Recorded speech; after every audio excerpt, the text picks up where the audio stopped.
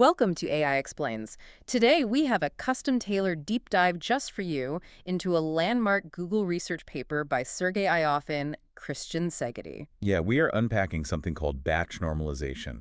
Right, and our mission today is to figure out how this clever quality control trick completely revolutionized how fast and accurately artificial intelligence learns.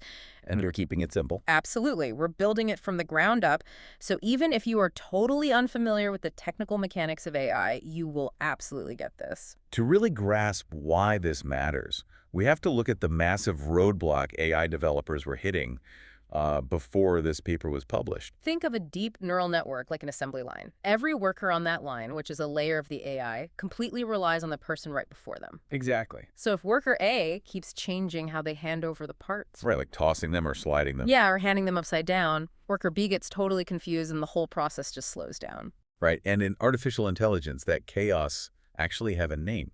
It's called internal covariate shift. Internal covariate shift. Got it. Yeah, because the inputs to each layer are constantly shifting as the network learns, researchers were forced to train their models at a painfully slow pace. Just so the layers wouldn't get stuck processing unpredictable data. Exactly. So the whole system just bottlenecks. Yeah. How did the researchers actually fix that chaotic assembly line? By introducing batch normalization, Yeah. they essentially added a standardization checkpoint between every single worker. Okay, but looking at all the training data at once has to be exhausting, right? Computationally speaking. Oh, absolutely. So instead of doing that, they look at a small, manageable chunk. A mini batch. Exactly. Yeah. They find the average of that batch and normalize the data right there. Because of this, the next layer always receives a predictable, stable input. Right. But wait, if you force everything to be perfectly standard, I'd imagine you might lose some nuance. Like, what if handing the part upside down was actually the most efficient way to build that specific widget? The researchers actually anticipated that risk. If you strictly standardize everything, you might restrict the AI's ability to learn complex patterns. So how do you avoid that? To prevent this, batch normalization adds two special learnable dials to the checkpoint. Gamma and beta. Right. These parameters allow the network to scale and shift the data back to its original state.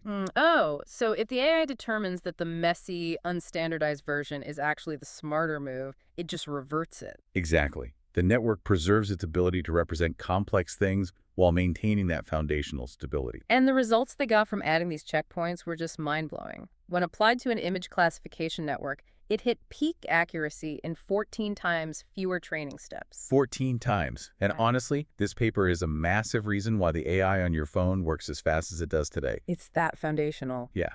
By grouping these normalized networks together, the researchers hit a 4.9% error rate on the massive ImageNet database. Which officially beat the accuracy of human raters. Yes, it surpassed human performance on that specific benchmark.